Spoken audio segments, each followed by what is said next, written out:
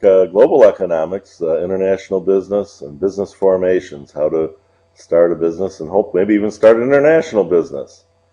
So we're working on, this will be chapters 3, 5, and 6.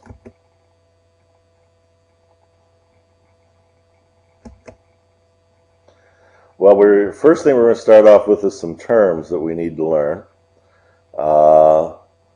A tariff is just simply a tax levied on imported products. And it's a tax. It's also called protectionism, where one country will put a tariff or a tax on a certain country's imported goods, or a certain imported good like soft timber or peanuts, to protect a domestic industry, or steel. Another thing that the United States has often placed a tariff on, or a quota, which is a numerical restriction on the amount. It has both of these, quota and a tax, would have the same effect of raising the price of imported goods. But not only it has the impact of raising the price on imported goods, it also raises the price on domestic goods, because the domestic producer can get a higher price if they're not facing that competition.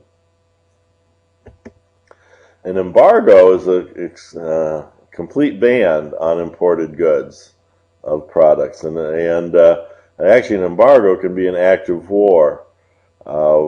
Just before the Japanese bombed Pearl Harbor, the United States actually imposed an embargo on Imperial Japan, and we stopped selling them scrap steel that they were using in their war effort in Asia and in China. Often, and of course, they retaliated. Right now, the United States has an embargo on, and has had for 50 years. Hasn't been very effective against Cuba, and certain embargoes against Iran and North Korea as well. So it's actually things that embargo is actually a complete ban on the trade. Dumping is another term that's often used. I really don't think it exists. But when a company or industry or labor union wants to get protectionist legislation, either tariffs or quotas or other protection measures imposed on their foreign competitors, they'll accuse that foreign competitor of dumping, which means that they were selling prices abroad at lower prices than they charge domestic markets.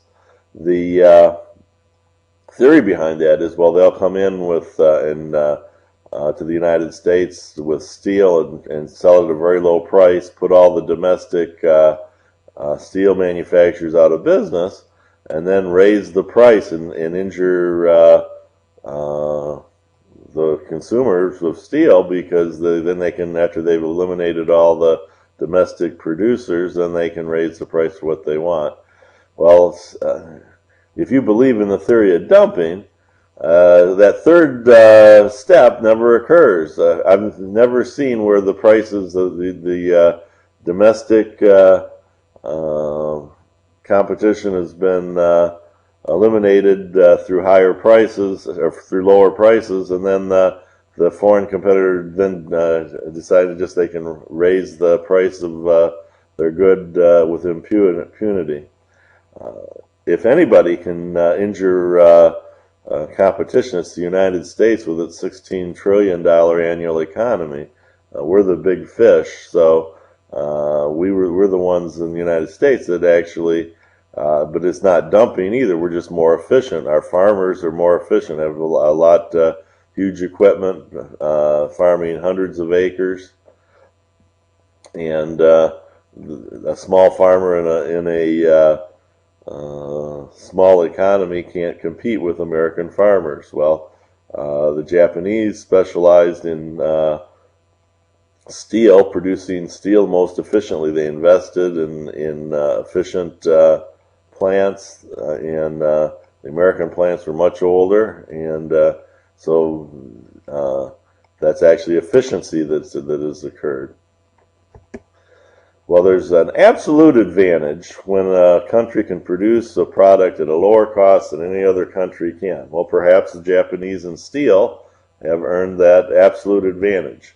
And sometimes it's just an accident. Saudi Arabia has absolute advantage in the production of oil because it's sweet crude and a very easy to extract, a very low to the ground. A comparative advantage everyone can have.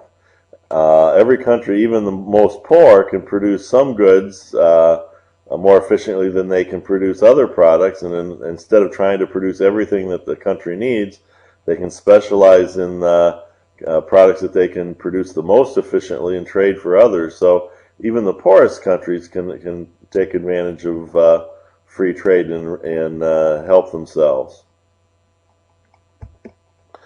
Well, here's some international organizations.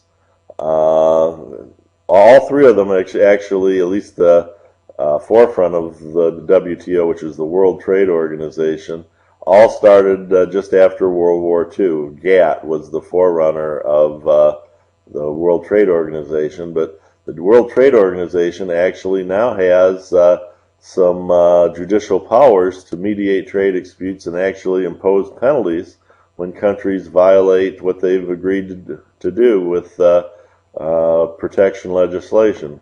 Actually, right before the 2004 election, President Bush imposed a tariff on Japanese steel. And because for electoral politics, the steel industry in Ohio and Pennsylvania are two real important states. And so the WTO actually said, no, that's a violation of agreements that the United States has, and imposed some penalties. So President Bush, then withdrew those quotas. So actually, it can work to help countries. Every country knows that free trade benefits both sides, capitalism works. If goods and money and people and is not restricted less over borders, efficiencies are created and more wealth is created. But each country has their own special interest groups that and politicians that don't always act in that manner. So the WTO actually helps that with some enforcement measures. The IMF is the International Monetary Fund, and this was founded right after World War II, and and along with the World Bank, that actually helps poorer nations participate in international trade with lower interest loans and information and advice. So how will the World Trade Organization and the IMF and World Bank, how will these agreements and organizations increase trade and promote freedom? Well, it really does. They increase trade by lowering trade barriers, and it promotes freedom because and prosperity, because you as a consumer have more choices at lower prices, and that actually increases your standard of living. Being able to go to Walmart, and a lot of criticism of maybe the Chinese, but they're a good trading partner now, and you can go to Walmart and have a lot. Your dollar goes a lot further, which raises your standard of living. Well, an economic community is an organization of nations formed to promote the free trade movement of resources and product among its members, and to create common economic policies. And so some examples, again, these economic communities are countries that band together to try to lower barriers and produce more trade. And examples of those, the first one would be NAFTA. That's the North American Free Trade Agreement. That's between the United States, Canada, and Mexico. And right now, by 2009, which is this year, NAFTA will eliminate all tariffs on goods produced and traded among Canada, Mexico, and the United States. There has been a little backsliding against that. America has imposed some tariffs on Canadian soft timber, and the Teamsters Union has been powerful enough yet right now today to eliminate the Mexican trucks from carrying goods over the United States. I'm hoping that that amount of backsliding will gradually go too, and because NAFTA has really worked to increase the efficiencies of all three economies. The European Union, this is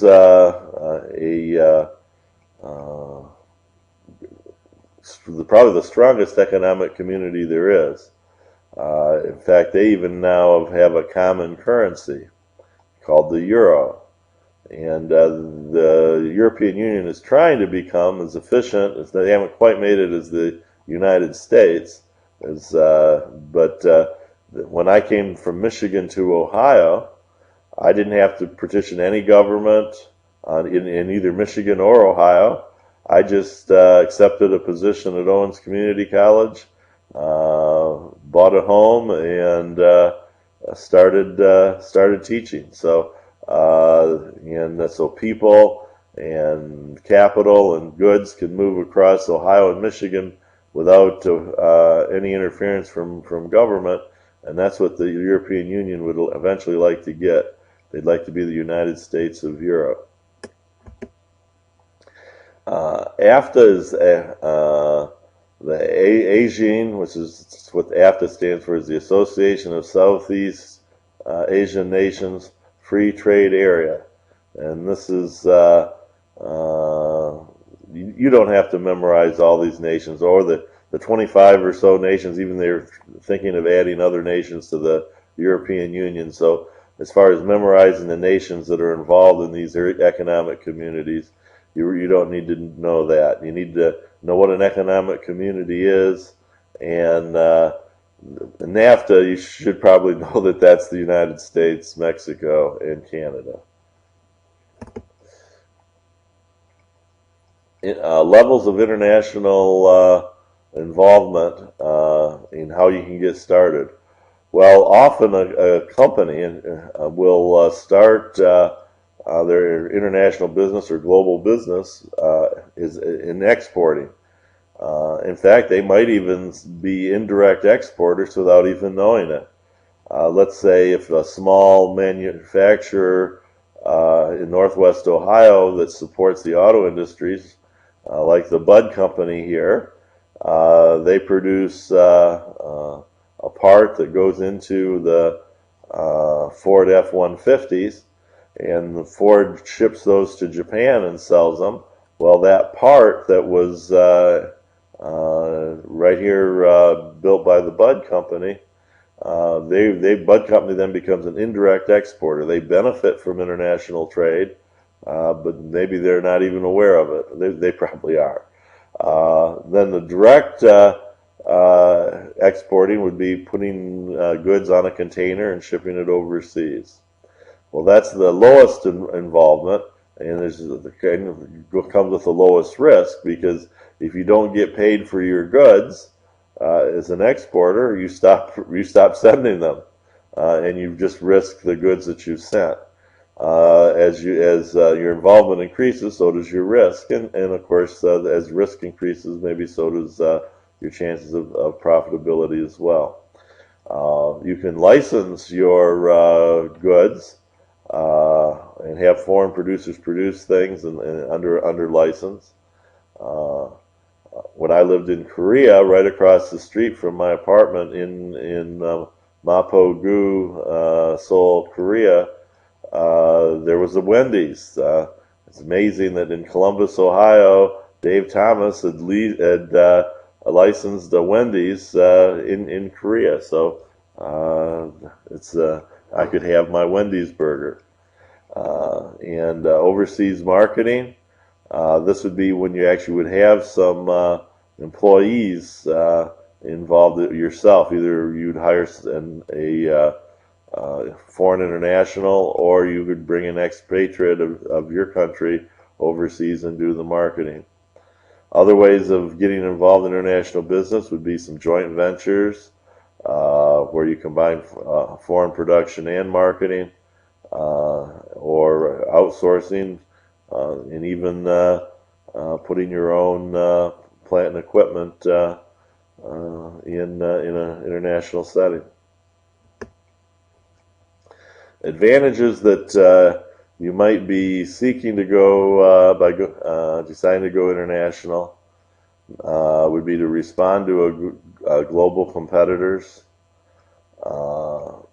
higher profit opportunities in domestic market, maybe a lot more competition in the United States. So you go to a place where there's maybe fewer suppliers of that good. You might want to respond to the first one again. If Japanese are selling cars in the United States, why shouldn't Ford go to Japan and sell their trucks and cars there? So the first two are really good reasons. Companies' domestic markets might be stagnant, shrinking, or saturated. Again, more opportunities globally. America is really only 4% of the world's population, about 300 million people. Well, 96% of the world is outside the United States, so you're really limiting your potential if you just limit your sales to the United States. Companies might need a larger customer base in order to achieve economies of scale and actually lower the price of goods for everyone. You can reduce your dependence on a single market, and companies might want to expand abroad and acquire international servicing. Well, that happens here in Tall Timbers. Many of the Japanese firms there came over to service Honda. So when Honda came to the United States, came to Ohio, they needed to buy parts. So if the companies wanted to do business with them in Japan, they needed to come to the United States and supply their plant here. So these are all good reasons why you might want to decide to go international. And it may just not be maybe a necessity. Again, if larger international competitors are gaining this economies of scale, they can sell goods at a lower price, and if you're a smaller firm, you can get eaten up. Well, globalization is a term. It's sometimes critics will call it Americanization, and you have protesters that protest the WTO, the World Trade Organization, when they meet. Well, sometimes they're against this, but it is a trend toward greater economic, cultural, political, and technological interdependence among nations, institutions, and economies. In other words, the border's not as important as it once was. Freer flow of goods, services, money, and people across borders. And two factors that are really supporting globalization is the WTO and agreements to try to eliminate or lower barriers to trade and investment, and technological innovation. It's an amazing thing that this internet, you can push a few buttons and your message and documents can, with the internet and fax machines and things, can be in Japan in minutes or seconds, and money can transfer that fast over wires. So it's an amazing thing. Well, now let's go into another topic, and that is business formation, how companies might get started. Well, the most popular way to get started in business would be a sole proprietorship. And a sole proprietorship is one individual going into business for themselves. And so you hang a shingle, John Jones Enterprises. The advantage of that is it's easy to form and dissolve. You can be Jim Jones Entrepreneur, or you can take that shingle down and decide not to be a Jim Jones Entrepreneur. In the eyes of the law, Jim Jones and Jim Jones Enterprises is the same thing. Jim Jones can retain all the profits.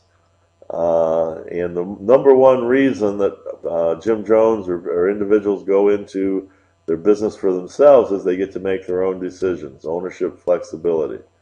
And you can have some possible tax advantages from being a sole proprietorship in that your tax is personal income, where a corporation is double taxed often, where they will tax the corporate profits, and then the corporation issues a dividend, and then the shareholders actually will pay a tax on the dividend. Well, your taxes may be high, but at least in a sole proprietorship or a partnership, it's only taxed once. Another real advantage of a sole proprietorship, you don't have to file as many papers with the FTC, where your company is publicly traded. You have to be transparent. Here you can retain secrecy in a sole proprietorship. Key disadvantages of a sole proprietorship would be unlimited financial liability. That's a real problem. And management deficiencies. One person has to know everything in a business, has to know the operations, marketing, finance, all areas of business. Very difficult to be an expert at everything. Financial limitations would be that all the money that you can gain in a sole proprietorship are your own assets and what you can borrow yourself. The unlimited financial liability, though, is probably the worst disadvantage, in that if you injure your product or you injure somebody in your business, they not only can take your business, but they can come in and take personal assets. They can take your home. Lack of continuity. Sole proprietor dies when the owner dies, and unlike a corporation that has perpetual life, Henry Ford I died,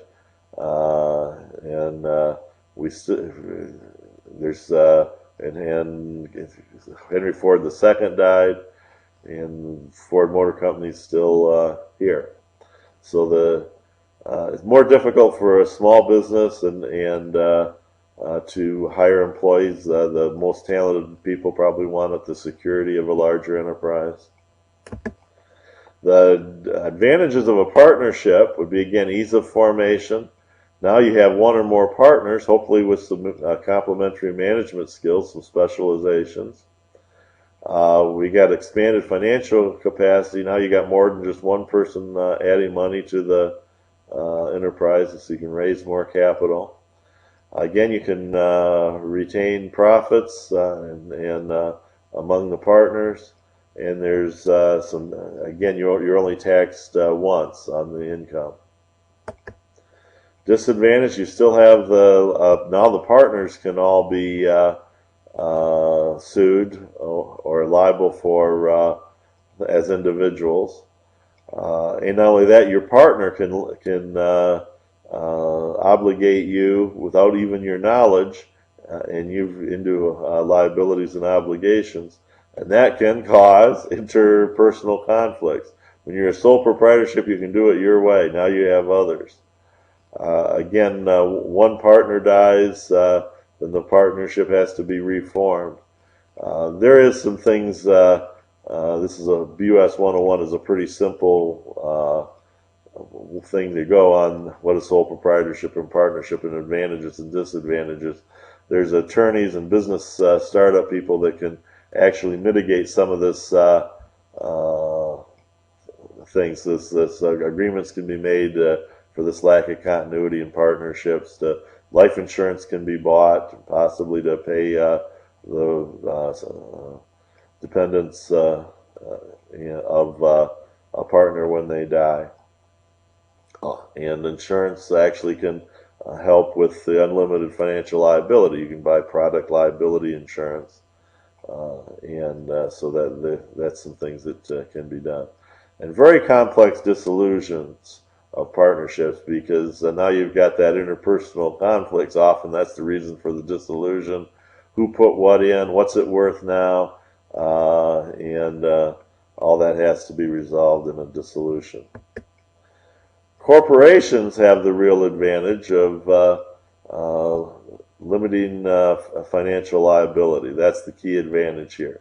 So if you are an investor and you want to invest in Firestone tires, Bridgestone Firestone, you invest in that stock, the corporation makes some defective tires and you get sued.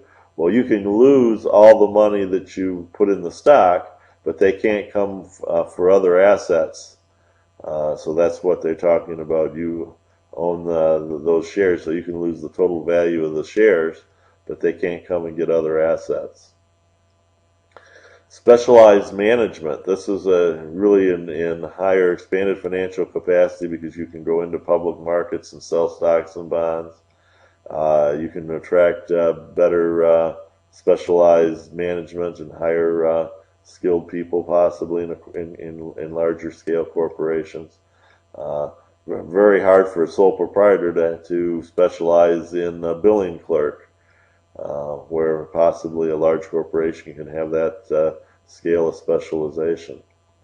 Again, economies of scale, things can be produced. Let me explain that term. I've talked about economies of scale quite a bit. Maybe we haven't really grasped what that term means. I like to talk about golf balls. Let's say that you actually decided to build a plant and hire all the people, bring the materials in, and make 1,000 golf balls. How much would each golf ball cost? Probably $1,000 a golf ball. Okay, so when you hit that golf ball into the lake, you'd be jumping in after it. However, if you put the plant up, invested all the plant and equipment, and started making golf balls, and made 20 million golf balls, how much would each golf ball cost? Probably $1 or $2. Well, when you chuck one in the lake, you reach in your golf bag and pick up another golf ball. So that's economies of scale. The more you make, the lower the price, and the cost is spread over a lot of products. Another advantage of a corporation, it has the ease of transfer of ownership, meaning that, in fact, a click on the mouse and you can sell your stock or buy your stock, and so ownership can be transferred very quickly. Perpetual life, again, even if the most important person or founders of corporations die, the corporation still exists. The corporation is actually seen as a separate individual. It's an intangible individual. Unlike a partnership and a sole proprietorship, a corporation is seen as a separate entity from its owners. I mean, it has an identity in the eyes of the law. It's a person. Disadvantage of a corporation: it's difficult and costly to establish and dissolve. Often a larger corporation is actually established in Delaware. They charter their corporation in Delaware because the rules are a little easier there. Double taxation, again, we talked about that. It's your corporate taxes, which is one of the highest in the world in the United States. So the corporations pay those taxes, and then dividends are issued to shareholders, and the individuals that own the shares actually pay taxes on the dividends. So the government likes corporations are so nice they tax them twice.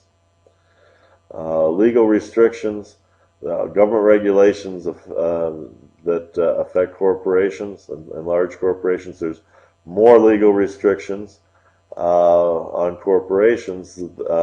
However, often larger corporations actually have larger staffs and attorneys and things that can actually comply with the regulations easier, than maybe has a greater impact actually on small business sometimes. And a lack of secrecy, they have to, public corporations are public, they have to be more transparent. Income statements and balance sheets have to be audited and through and placed with the FTC, Federal Trade Commission, and have to be public. Another way to form a business would be two independent companies deciding to merge, or a company deciding to acquire another company. Mergers and acquisitions occur, and often this occurs to make the combined company more competitive, enter new markets, diversify the product lines, gain economies of scale, and then the two competing firms can actually eliminate the duplicating departments and downsize. Actually, this often happens. It's been happening in the banking industry. Just recently, Huntington Bank acquired Sky Bank, and again, you can gain economies of scale, and some of the duplicating departments can be, jobs can be lost, at least temporarily. I mean, it's a good thing. You say, well, how can you be so cold, Mr. Marshall, that the people lose their jobs? They have families. Well, that's the creative destruction of capitalism, and these efficiencies. That person in a macro sense can grow, that's eliminated here from a merged company, can find other work and be more productive to society. Maybe even start their own business. And a small business is an independently owned and operated business for profit that is not dominant in its field. Often, another definition would be 500 employees or fewer would be a small business. SBA stands for Small Business Administration. It has this definition, and that's actually a better definition up there than the 500 employees, because like Chiat Day, the Madison Avenue ad agency, has billions of dollars in billings, but they would have fewer than 500 employees, so Chiat Day would hardly be considered a small business.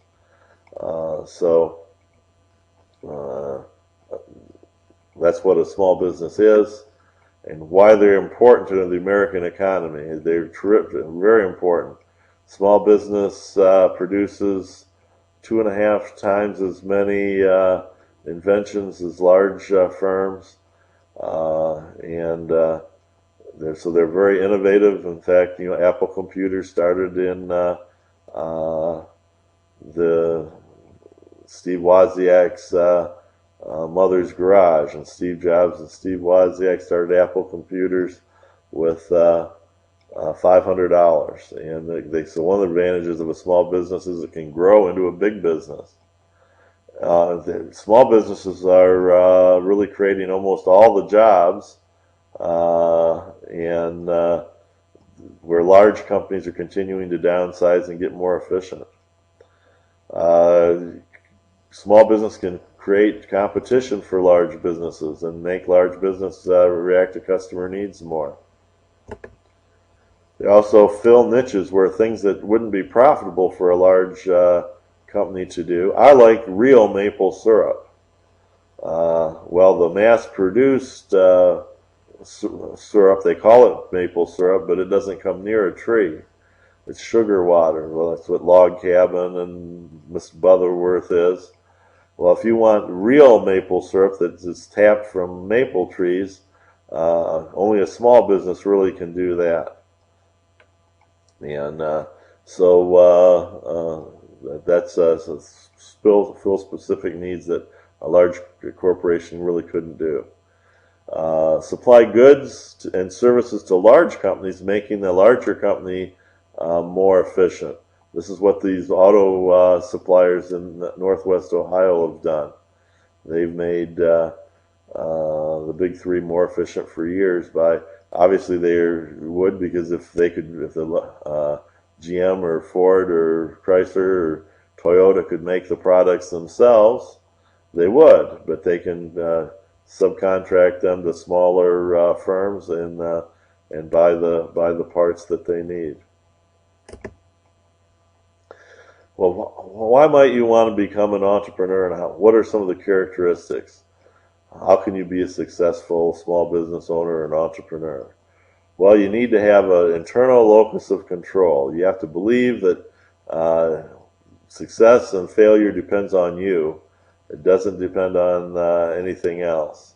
So you can, in other words, and people, maybe you've heard people blame things. I can't succeed because there's too much government regulation, or I can't succeed because I'm a minority, or I'm a woman, or well, somebody that's got a high internal locus of control doesn't find ways to blame other things. They believe that they can succeed and will make it work. You have to have a high energy level. One of the definitions of an entrepreneur is the willingness to work 16 hours for themselves so they don't have to work 8 hours for somebody else. You have to be able to set goals and achieve them. Need for achievement. You have to have a tolerance for ambiguity, some uncertainty. Larger firms may be able to have more experts and research and time to make decisions, but a small business may just have to make the decision and make it work, even if it may not be the best decision. Awareness of the passing of time. A successful entrepreneur anyway, rarely procrastinates. Some of you as students, I've had students that would join the procrastinators club but haven't got it around to it yet. Yeah, you have to have self-confidence. Entrepreneurs need to have just the ability to succeed and know they can do it. Well, another way to get into a small business would be to buy into a franchise. And this is buy a license, operate an individually owned business as though it were part of a chain or outlet of stores. And this is, of course, the fast food franchises, the muffler franchises, a lot of different franchises in a lot of different business areas. Advantages, you have a nationally advertised name. If you're driving to Kentucky on I-75 and you pull off, you're hungry, you see Bob's Burgers or you see Wendy's, most people would, because it's a nationally advertised name, they know what it is, will tend to go to Wendy's, right? Bob's Burgers may be good, but maybe the locals know that. But if you're from out of town and everybody, the fact is that 1 in 7 people move every year. So having that national advertising is a critical advantage. You can start up with limited capital. If you go into Fifth Third Bank and ask for $500,000 for a loan to start up your business, you go in with a Wendy's franchise with a lot of scientific management and projections and forecasting and financial data, and say, I'm going to start a Wendy's or I'm going to start Bob's Burgers. Which one is more likely to get the loan? A franchise can actually provide that training and counseling. McDonald's has Hamburger University, so you can get that. Again, proven business systems. Some of the disadvantages to a franchise is the number one reason why you want to go into business for yourself is because you want to make the decisions. Well, in a franchise, you do have to do things the standardized way with what the franchise expects. You will have to pay royalties and advertising fees. It could be an advantage to be judged by your peers, but in some cases it can be a disadvantage.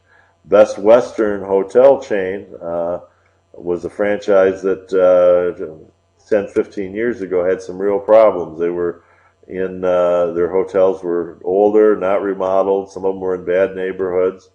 Well, if you had a bad experience in a Best Western in Kentucky, you're probably not going to stay at a Best Western in Michigan, even though they're two different owners and different standards. And that's why a new CEO came in with Best Western and pulled the franchises out of their worst hotels and put remodeled. And now it's going very well but it's hard to get back your reputation. I mean, it takes a lot to overcome that.